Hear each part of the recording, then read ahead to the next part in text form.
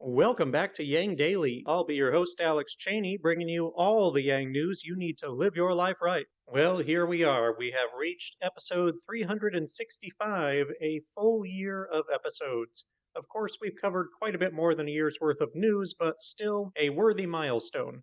I want to give a heartfelt thank you to everyone who's been with us in this journey, particularly those who have helped grow the podcast and Humanity First audience and advanced our causes, as well as all of our fantastic patrons, Peter, Shay, Nathan, Charles, Lara, Catherine, Scott, Richard, Mario, Micah, Joe, Tim, Wes, DW, Bryson, Maggie, Ira, Adam, and Suganda. When this podcast first aired, Andrew Yang was an unlikely candidate for president, and UBI was considered an unrealistic dream.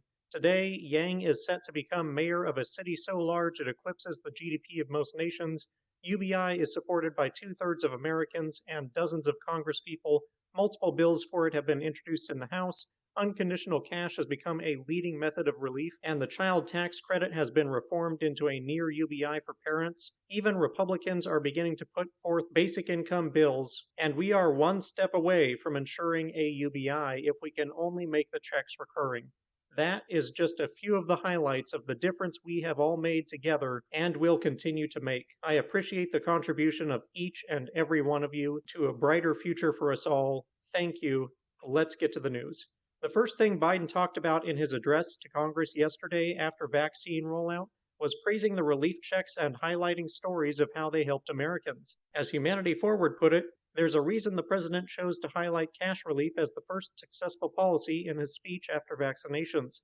It's popular, it's bipartisan, and in his words, it's making a world of difference. And after that, Biden moved on to praising the child allowance and the projection of it cutting child poverty in half. That the President of the United States is now putting unconditional cash aid forth as his proudest accomplishments is a huge indicator of the progress we have made in such a short time. He eventually went on to call on Congress to extend the child allowance through at least 2025. Biden also announced the Families Plan will remove a remarkable welfare condition from the 90s, which makes those convicted of drug felonies ineligible for food assistance like SNAP. I'm going to go out on a limb here and say that maybe it's not appropriate to starve people, like for any reason. It so happens that Biden himself voted to enact this ban back in the day. Yikes. It's a good thing he's grown since then. Unsurprisingly, a study examining the ban's effects on crime before and after application of it in Florida found that the removal of food assistance increased recidivism, meaning the ban accomplishes the exact opposite of the effect desired.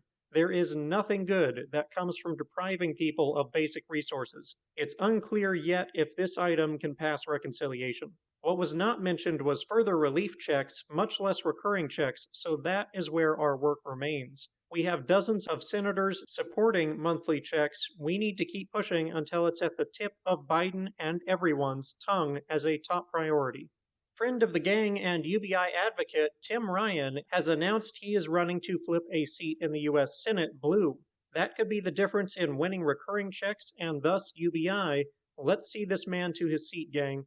The New York Times put out a sort of tragically amusing video exposing people around the world to some facts about the U.S. healthcare system, and it's worth a watch. I learned that hospitals can charge mothers specifically for holding their own baby. Fun. I think watching people with universal health care try to figure out what all the terms in American insurance plans meant was my favorite, but most of it is just tragically stupid. We pay higher prices than the rest of the world for worse outcomes because we have no public option plan to set a standard. The costs and complexities deter people from seeking treatment, which worsens both prices and health further when the problems that could have been fixed early grow more severe. Healthcare tied to employment makes people afraid to leave their job, hurting the economy and quality of life. Nothing good comes from treating health as a luxury. How do we even have a public option for education but not for health? It's absurd on the face of it. We need a simple public option that covers all but cosmetics with guaranteed access. Money cannot be a barrier to a well-functioning body. Yang creator Xack Fischer found a mayoral candidate in Seattle running on UBI.